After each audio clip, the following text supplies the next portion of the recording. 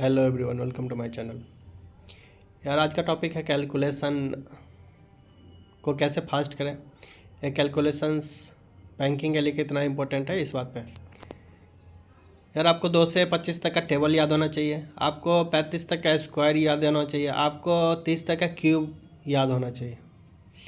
आपने ऐसा सुना है क्या? मैंने सुना है यार। मैंने इतना तक कि सुना है कि यार इतना चीज़ आपको नहीं याद है तो आपका सिलेक्शन नहीं होगा। ठीक है, बोलते हैं यार। अब किसने बोला मेरे को उतना भी याद नहीं है, लेकिन मैंने सुना है, टीचर्स ने ही शायद किसी ने बोला होगा कितना आपको याद होना चाहिए, नहीं तो फिर भूल जाओ सिलेक्शन। ऐसा होता है क्या जेन्युइनली? मेरे को नहीं लगता यार। आपने मान लो 35 तक का स्क्वायर याद कर लिया, एग्जाम में 37 का स्क्वायर आएगा, क्या करोगे? उस टाइम बोलोगे क्या, टीचर को फ़ोन लगाओगे कि सर आपने तो बोला था 35 तक का याद करने के लिए, यहाँ तो 37 का आ गया? नहीं, 37 तक का आ गया तो आप नेक्स्ट टाइम क्या करोगे कि आप 40 तक का याद कर लोगे। नेक्स्ट एग्जाम में 47 का आ जाएगा, क्या करोगे? फिर 50 तक का याद कर लोगे। नेक्स्ट एग्जाम में 87 का याद आ जाएगा, क्या यार याद करते रहोगे? तो यार देखो कुछ चीज़ें होता है जो प्रैक्टिकली आपको सोचना पड़ता है, हमेशा सुनी सुनाई बातों पे नहीं जाना होता है। ये ट्रेंड था, ये आज से कुछ साल पहले, बहुत साल पहले, ठीक है, 8-10 साल पहले यदि पीछे आप जाओगे तो एक फिक्स पैटर्न होता था बैंकिंग का, ठीक है। तो वहाँ पे आते थे 35 के नीचे तक ही आते थे, तो आदमी बोलता था कि यार इतना तक याद कर लो तो काम हो जाएगा, ठीक है। लेकिन अभी के टाइम यार पेपर डायनामिक है, जो एग्ज़ाम सेट कर रहा है उसको भी पता है यार कि बच्चा 35 तक तो याद कर लेता, तो 35 तक देगा ही नहीं आपको, वो 35 से ऊपर देगा। और आप सब कुछ तो याद कर नहीं सकते हो।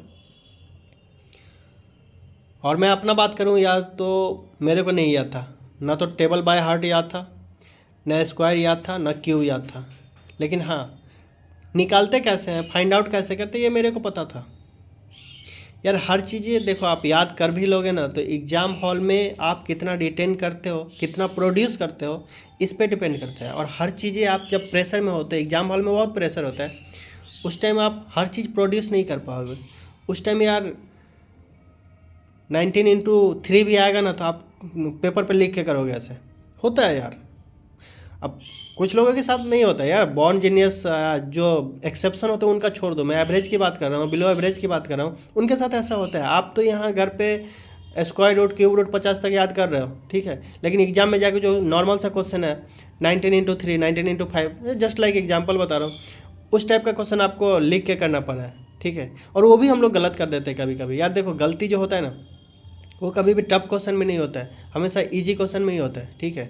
जो बोलते हैं ना हम लोग सिली मिस्टेक, सिली मिस्टेक कभी टफ क्वेश्चन में नहीं होगा, वो आसान क्वेश्चन में ही होता है, ठीक है। तो बेटर है कि हम इन चीज़ों को रटने की बजाय सीखें कि कैसे इसको निकालते, उसको आप फास्ट करिए ना यार।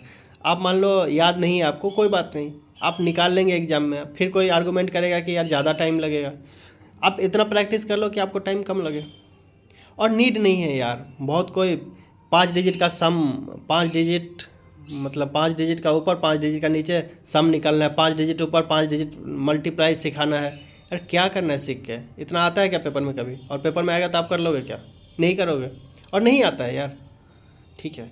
मैंने दिए हैं यार, बैंक के भी मैंने कम एग्ज़ाम नहीं दिए हैं, ठीक है। तो मेरे को तो नहीं दिखता ऐसा कुछ, बाकी को कैसे दिख जाता है पता नहीं। अब फ्रैक्शनल में भी जाओगे तो मैक्सिमम 2 डिजिट तक जाता है, ठीक है। तो थोड़ा प्रैक्टिकल अप्रोच लेके चलो, ठीक है। आप याद कर पा रहे हो, ठीक है, कर लो। लेकिन बात वही है कि आप कहाँ तक करोगे। और बर्डन नहीं लेना है यार, मेरा कहना ये है कि आप बर्डन नहीं लेना है कि हमको ये याद करना है, ये याद नहीं होगा तो बस मतलब सिलेक्शन तो होना ही नहीं है। बोलने के लिए यार बहुत कोई बोल देते हैं, एडिटोरियल नहीं पढ़ोगे तो तुम्हारा सिलेक्शन नहीं होगा, क्यूब रूट और ये याद नहीं है बाय हार्ट तो तुम्हारा सिलेक्शन नहीं होगा। यार ऐसे मतलब आप ही सिलेक्शन दिलाओगे क्या स्क्वायर रूट और क्यूब रूट याद करके? बहुत सारे फैक्टर्स होते हैं यार, और भी नहीं है क्या? मतलब क्यूब रूट और इससे कितना क्वेश्चन, मान लो आपको याद है, आपको याद है क्यूब रूट स्क्वायर रूट और टेबल्स आपको याद है, मान लो मेरे को याद नहीं है, कितना डिफरेंस आएगा? बहुत आएगा तो 1 मिनट का डिफरेंस आ जाएगा, 2 मिनट मान लो, 2 मिनट का डिफरेंस आ जाएगा आपको और मेरे पेपर सॉल्व करने में, उससे ज़्यादा नहीं आएगा दोस्त, ठीक है। अल्टीमेटली गोल क्या है आपका? सिलेक्शन है ना। तो यार फालतू की बातों में मत पड़ो और लर्न करो कि कैसे उसको निकाला जाता है, ठीक है, उसमें फास्ट करो आप। अब जैसे मान लो 37/9 हो गया, 37/5 हो गया, ये सब प्रैक्टिस करो आप, ये सब प्रैक्टिस से आपको आएगा, ठीक है। बाकी अब जैसे मान लो स्क्वायर रूट और क्यूब रूट का भी होता है, तो एक कॉमन फार्मूला यूज करो। अब ऐसा नहीं कि 50 से नीचे है तो अलग है, ये बेस है तो अलग है, ये बेस है तो ऐसे निकालेंगे। इतना कॉम्प्लेक्सिटी में मत जाना है। मैं कोशिश करूँगा यार इस पर एक शॉर्ट वीडियो देने का कि कैसे निकालते हैं स्क्वायर रूट और क्यूब रूट और स्क्वायर कैसे करते हैं। मैंने एक सिंपल फार्मूला रखा था यार, उससे ही निकालना है, उसमें ज़्यादा कन्फ्यूजिंग नहीं होगा। आप निकाल लो, कितना होगा यार, 5-10 सेकंड ज़्यादा जाएगा, ठीक है, जाने दो, लेकिन बर्डन तो नहीं है ना। सेम चीज़ आपको एक मैं इंसिडेंस बता रहा हूँ। जब स्टार्टिंग में मैं एग्ज़ाम देता था ना, तो जो ये होता है ए से जेड तक का, ये मतलब प्लेस वैल्यू जो होता है, ठीक है, मतलब अल्फ़ाबेट का, अब तो नहीं दिखता है ज़्यादा एग्जाम में, उस टाइम शायद आते होंगे। तो जब बच्चे जाते थे तो वो लोग क्या करते थे कि जब रफ सीट मिलता था तो उस पर लिखना स्टार्ट हो जाते थे, ABCD लिख दिए ऊपर, फिर 1 से लेकर 26 तक पूरा लिख रहे हैं, ठीक है। यही रीज़न है कि अभी रफ सीट थोड़ा डिले करके देता है, ठीक है, 2-4-5 मिनट पहले देता है, स्टिल लिख लेते हैं लोग, ठीक है। और आपको क्या पता है यार कि पेपर में उसका यूज पढ़ना है, नहीं पता है ना। और दूसरा है कि यार इतना भी तो टफ नहीं है, याद कर लो ना यार, इसका तो बहुत बहुत आसान तरीका है। ए से मतलब जेड हो गया, ए का अपोजिट जेड होता है, अमेजॉन करके इसको याद करते हैं। फिर BY हो गया, BOY, मतलब बी से मतलब अपोजिट वाला, ठीक है। C से कॉक्स हो गया, D से ड्यू हो गया, इस तरह से है अब, ठीक है।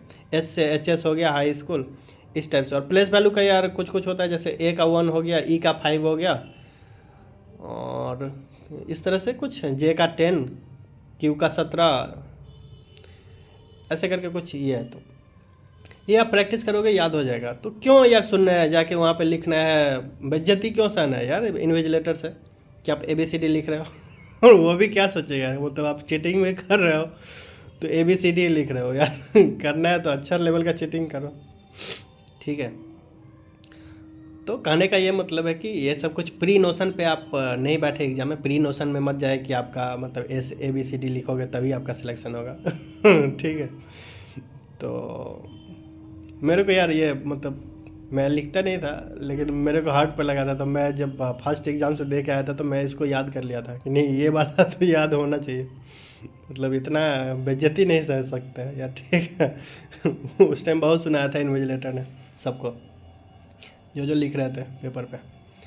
तो ये सारी बातें यार, आप बाकी प्रैक्टिस करें, और प्रैक्टिस करें या रेलिवेंट चीज़ें करें। जो स्पीड मैथ्स का कुछ PDF आपको मिल जाएगा यार, उसमें बहुत सारे इरेलीवेंट चीज़ें होती है यार। आपको PhD नहीं करना है मेरे भाई, आप रेलिवेंट चीज़ें देखो। 2-3 डिजिट तक का जो सम होता है, 2-3 डिजिट से जो मल्टीप्लाई होता है वो करो। आप मान लो 5-7 डिजिट का मल्टीप्लाई कर रहे हो यार, क्या मतलब है, एग्जाम में नहीं आएगा कभी, ठीक है। तो आप प्रैक्टिकल अप्रोच मॉक टेस्ट में देखोगे किस तरह के क्वेश्चन आ रहे हैं। मॉक टेस्ट में भी कुछ कुछ होते हैं अजीब से उटपटांग क्वेश्चंस, ठीक है, उसको स्किप करो।